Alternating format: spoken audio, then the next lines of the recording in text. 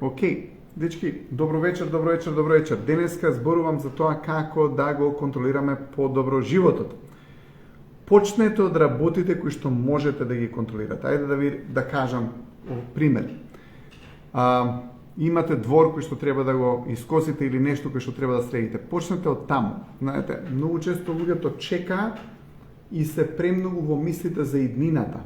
А иднината ќе мало парафразирање од филозофот Хабард, фактички еден текст кој што го читав базиран на неговите дела, дека фактички луѓето кои што се компетентно ја справуваат сегашноста, не се премногу замислени за иднината, поради тоа што знаат дека ќе си дојде.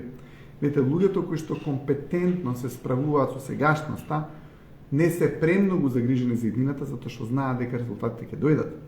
Што е тоа што ви дава контрола и моќ? Вашата компетентност. Станете компетентни во се што правите. Компетентноста ве заштитува и ви прави огромно чувство на самодоверба во врска со иднината, поради тоа што ве насочува да ја работите најквалитетно што можете сегашноста, односно работата во сегашниот миг. Кога човекот е фокусиран на работата во сегашниот миг, некои понатамошни работи се отвараат сами по себе. Доаѓаат сами по себе, се отвара тепихот, нели?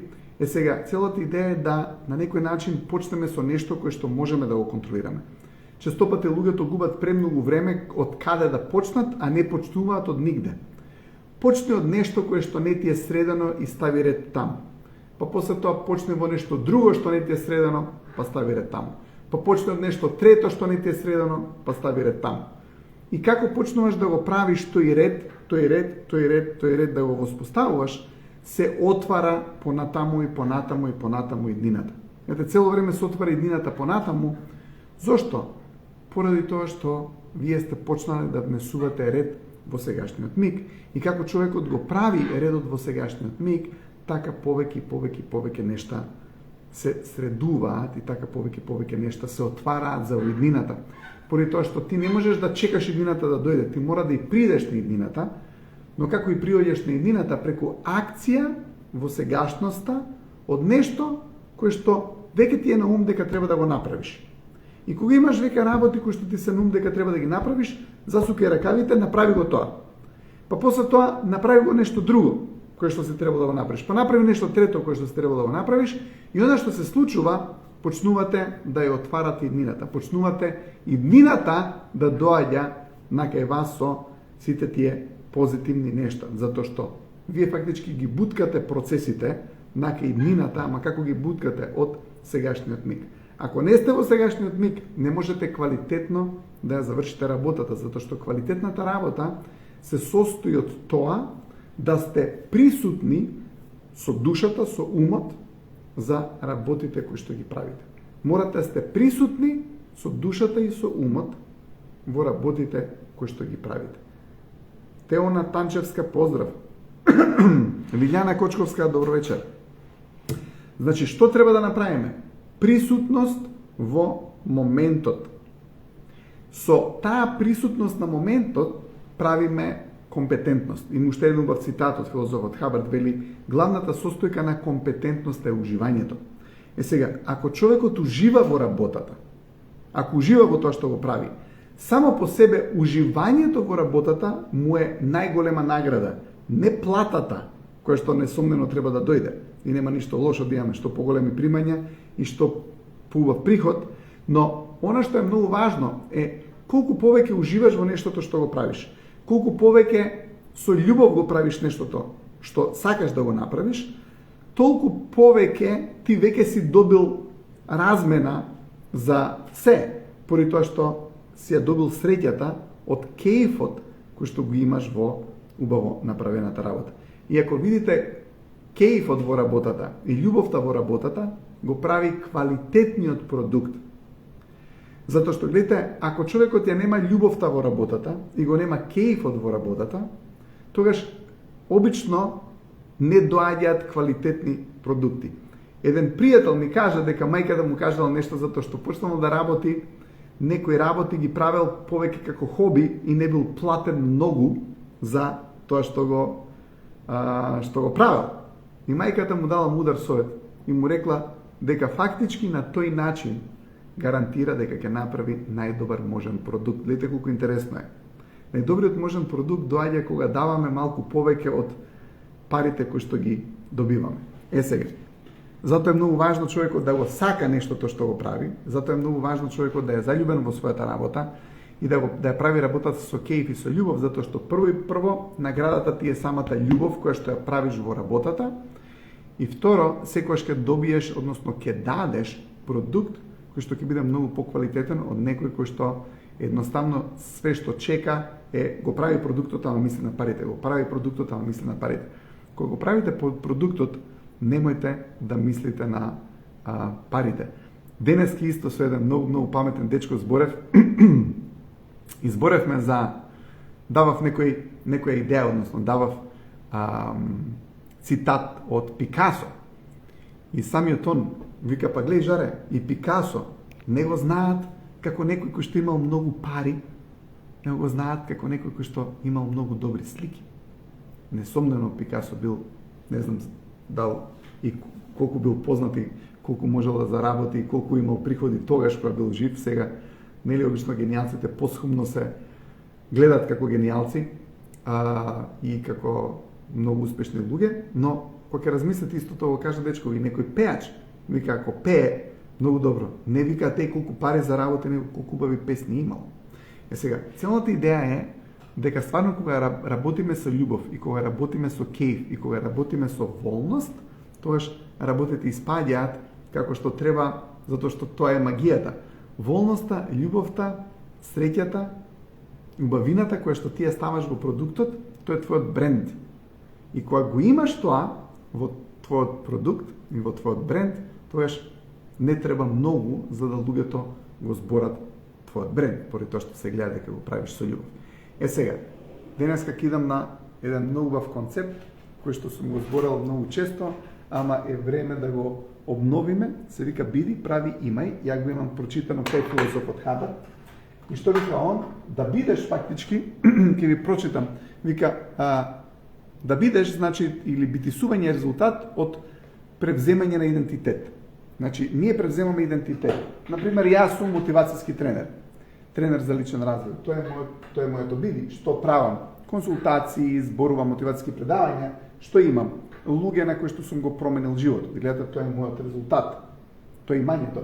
Ама тоа доаѓа од правењето, а правењето за да се деси, ти мора да одлучиш што е тоа што ќе бидеш во твојот живот. Сега, биди, прави, имај. Ако некое дете има 10 единици, што правило на школа? Не учело или правило глупости, што било? Секако не било ученик. Затоа што би било кога би го преземал идентитетот на ученикот? Ако он би го земал тој идентитет на ученик, он не би имал 10 единици. Не е можно. Зошто? Затоа што идентитетот е првото нешто кое што човекот мора да го има за да прави и за да има. Сега, он почнува со некој идентитет, прави и има, и како доаѓа до поубави резултати, тоа се рефлектира и има уште подобар идентитет. Но, ајде да се вратиме на примерот со детето. Ако детето имало 10 единици, правило глупости веројатно на школа, или не учело, или се закачало, било што, мини багабонче да речеме, или некој срамежлив дечко кој што не сакал да крене рака, или некој кој што не сакал да учи и не сака да обраќа внимание на час, така натаму. Тоа било идентитет, но тоа е погрешен идентитет. Сега, за да му ја промениме резултатот, ние мораме на тоа дете да му го промениме идентитетот, тоест биди то. Гледате, ја кога работам со луѓето, единствено што сакам да направам е да го променам нивното биди за да добиеме други резултати. Но многу често луѓето се фиксирани за нивното биди, тоа што мислат дека е се они, и не сакаат да го пуштат тоа биди и да развијат некое ново биди, кое што е по-добро биди. Ајде да кажеме, имате некој сопруг, кој што ќе дојде дома и шефува на жената, се нервира, цело време е нервозен, и вика на децата, и вика на сопругата. Он што ќе има на крај? Проблеми. Имате некоја сопруга која што доаѓа дома нервозна, која што сите ги и како, да кажеме, не знам, милицаец по дома, ги контролира сите, иако милицајците не значи дека се лоши, ова не е никаква навреда на таа тема, него така велиме, нели, жаргонски речено, да кажеме, иначе милицајците баш мислам дека имаат добра контрола во општеството. Ама женава немала добра контрола у фамилијата, непотребно вика, непотребно контролира премногу, што има на крај, има луѓе кои што не се стрекни околу него фамилијата и така натаму. Се гледате, ако ова го смениме, ова и ова ќе се сменат сами по себе. Но поентата е како да го смениме тоа, како го менуваме тоа, преку работа на себе, преку учење, преку согледување на работи, преку спревување на шаблони, преку осознавање на нешта кои што се неосознаени за вас и така натаму. Но се до тоа доаѓа од работа на самиот себе. За да човекот го смени неговото биде во подобра верзија и на тој начин кога го смени ова ќе рефлектира и ќе резултира само по себе. Но што е уште поинтересно е дека овие три состојби имаат, ајде да речеме, подсостојби да ги речеме така. Аналогии има направено исто од научникот Харар. И вели ова е состојба на креација, прави е постојана креација, фактички тоа ни дава опстанок, ама имај е нема креација,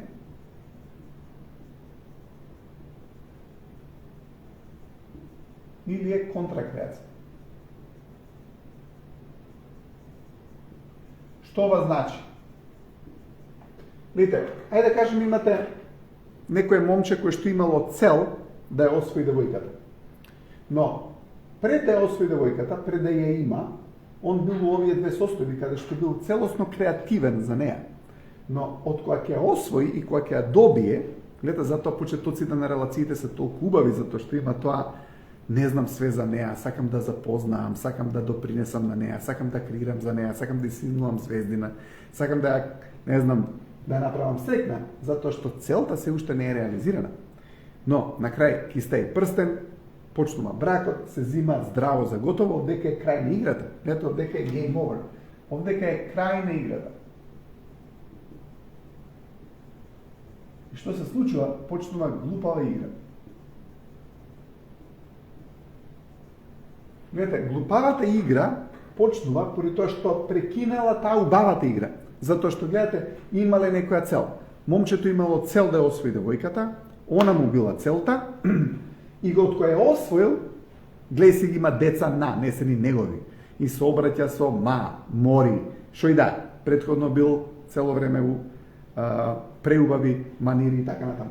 Или девојкава, цуци-муци за дечково, на почетокот се доека не истаи прстен, она сака да му биде сопруга, пред да му стане сопруга, не знам, она ја купувала работи за неговата мајка, она ја сакала, не знам, целата негова фамилија, другарите не ги сметале, ама сега го има, машие, се ги смета како дише, се ги смета како мљацка, све ги смета. Да не зборам за неговите, секој што они криви. Се гледате, кога ќе дојат луѓето тука, што вика еден пријател му и треба да го крса жаре, биди прави, имај, немај. И така бива, обично затоа што луѓето ги зимаат работите здраво за готово. Ајде тука да речеме состојба на здраво за готово. Истото е на работа. Сте виделе на почетоците, тој што е ново вработен, тој не прашува плата кога доаѓа. Тој не мисли на плата.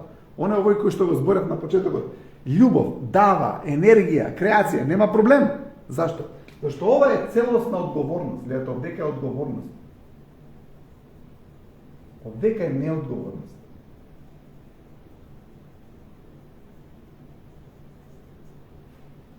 Гледате, овдека он ги прави другите срекни, овдека он чека него некој да го направи среќен. Гледате, овие луѓе се тие кои што ништо не работат на работното место. Клати врата, зиме плата. Гледате, клати врата, зиме плата. Зашто? Затоа што чека да добијат. Сега, човек кој што чека да добие, он станува деструктивен. Зашто? Затоа што има премногу време. Затоа што има премногу слободно време. И поради тоа што више не е волен, не е среќен. Гледате, имате некој човек кој што е платен 700 евра на работа. Ама он на почетоците толку е среќен за работата, дава вредност од 900 евра. Тоа е ова. И он не е мрчатор. Гледате, ништо не му смета. Зашто? Затоа што дава повеќе. Дава. Он е машина за давање на енергија, позитивна крира и така натаму. Ама, еве ги овие тука што се. Они се во неговата околина. Тие зимаат 700 евра, ама даваат вредност 500 евра. Затоа што се стопери. Затоа што цело време муабети излагаат и така натаму од нив непотребни. Сега они ќе го разумелат овој, ќе му речат: ти бе глуп ли си што даваш 900 евра вредност, бе ти 1000 евра, бе ти за кого работиш, бе ова као да е твоја компанија. И она што ќе се случи, он почнува да дава вредност од 500 евра, и кога ќе почне да дава вредност од 500 евра,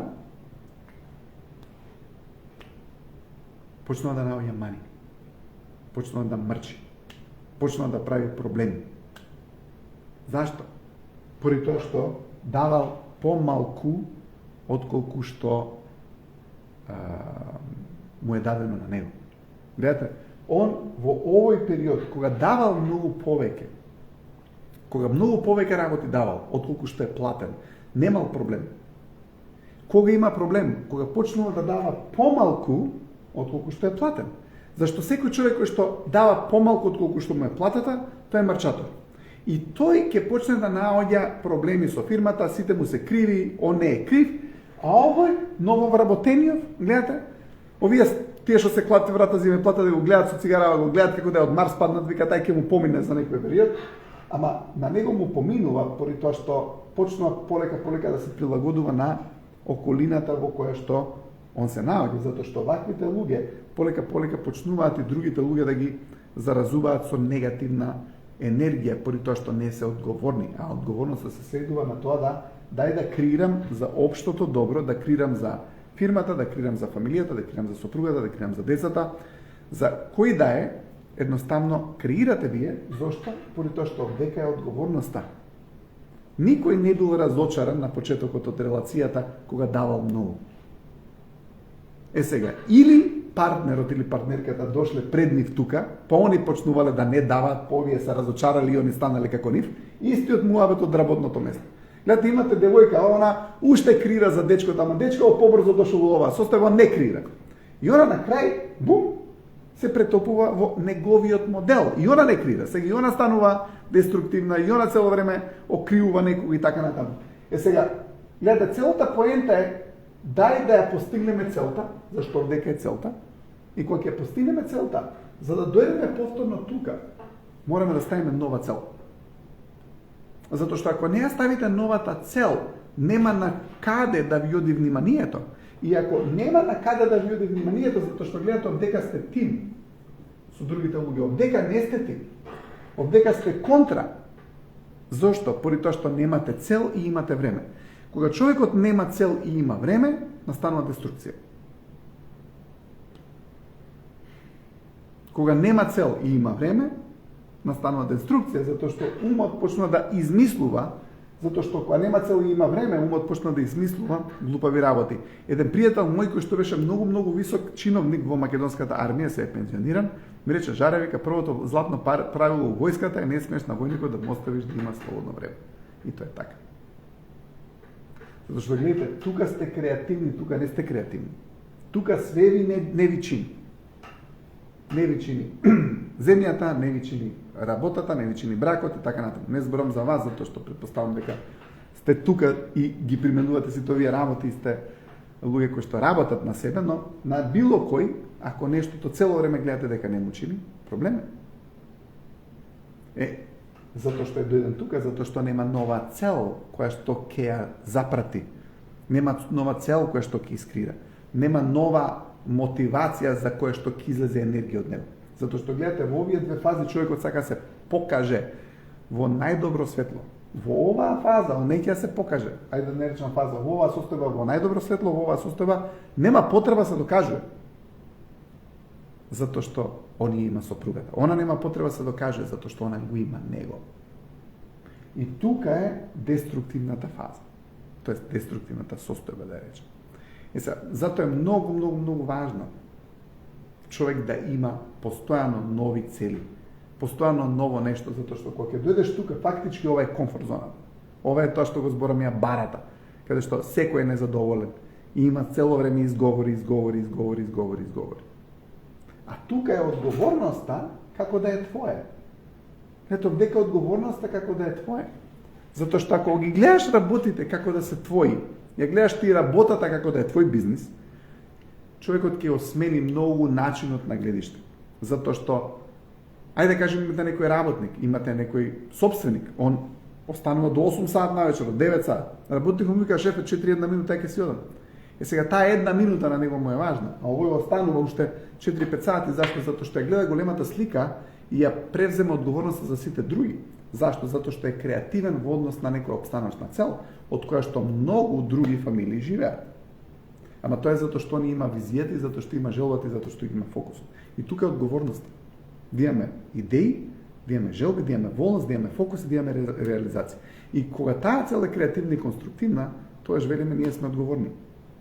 Ама во спротивно, кога човекот нема идеи, цели и желби, он не може да биде одговорен.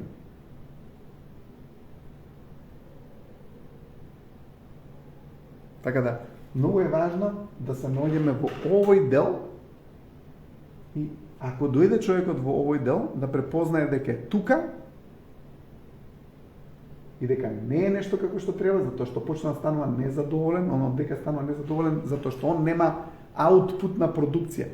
Он нема продукција, затоа станува незадоволен, овдека има огромна продукција, затоа е многу задоволен и среќен. И, гледате, дури дава повеќе од колку што е платен и после тука е среќен. Ама, ако дава помалку од колку што е платен, станува незадоволен.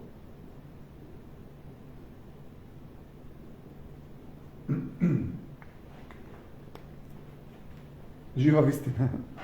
Сега, што е тоа? Што тоа ни кажува? Што тоа ни кажува? Тоа ни кажува дека ние треба да даваме малку плюс и да даваме малку повеќе од тоа кое што ние сме платени. И за тоа ќе ви зборам во петок како човекот да дојде на тоа ниво каде што ќе дава уште повеќе од колку што е платен. И има причина зашто тоа е многу важно и многу добро. Фактички, ајде сега малку ќе ви објаснам. Има нивоа на размена, кој што исто така се од научников хабар. Најниско ниво на размена вели е криминална размена, каде што да кажеме сме платиле 4 радиатора да ни направат, ама не ни направиле ни еден. Над тоа е делумна размена. Делумна значи сме платиле 4 радиатора, ама направиле 2 не направиле. После тоа имаме фер, значи делумна размена ни дужат уште. Имаме 4 радиатори, платено 2 направиле само. 2 не. После тоа имаме фер размена, каде што имаме платено 4 радиатори направиле, брзо, ефикасно, и над тоа имаме размена во изобилие. Што значи размена во изобилие? Изобилие. Плюс.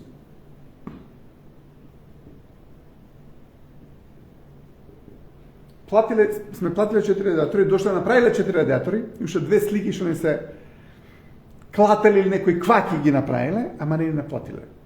Сега, гледате, тоа е размена во изобилие. Пример.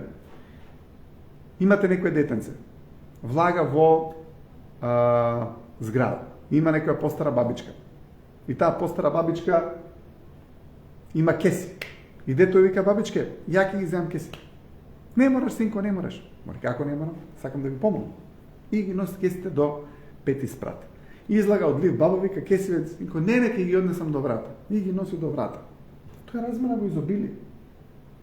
Дето направило размена во изобилие со бабата. Бабата кога ќе дојде внука и унедела на ручек.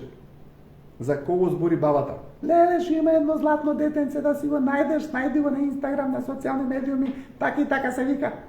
Такво некој дете да ни донесеш. Сега, гледате, целата идеја е дека кога човекот ќе даде повеќе од колку што се очекува, он добива word of mouth promotion. Него го промовира. Гледате, бабава го промовира дечко. Сега, што е криминална размена? Некој ќе влезе у лифт, целиот е негативен. Криминална размена или делумна, може да е малку позитивен, а многу негативен, фер, окей, изобилие, ќе ти даде комплименти у лифт, ќе ти го направи денот убав и ќе те пушти да си одиш на работа. Топ, комшија, шампион. Или замислете ќе влезете у тоалет на работа. Некој направил хаос после него. Тоа е размена од криминална размена. Замислете тој влегол у тоалетот, малку средил, ама не средил све, делумна размена. Исчистил како што нашол, фер размена. Исчистил како што нашол, средил уште повеќе и пуштил парфемче, прснал. Ти влагаш последно, кажа, кој беше у ВЦ? Затоа што више вниманието ти е насочено тука. Сега гледате ова што ви го зборам во однос на 700 евра е платен, 900 евра дава вредност, И овој кој што дава 500 евра вредност, овој е у криминална размена. Или делумна. Овој е во изобилие. И затоа си ја сака работата и затоа ќе биде промовиран, поради тоа што дава екстра и дава повеќе од колку што треба. Океј, се гледаме у петок, имајте убав ден, убава вечер, убав четврток утре и се гледаме петок повторно на лајче. Чао, чао! И разменувате во изобилие.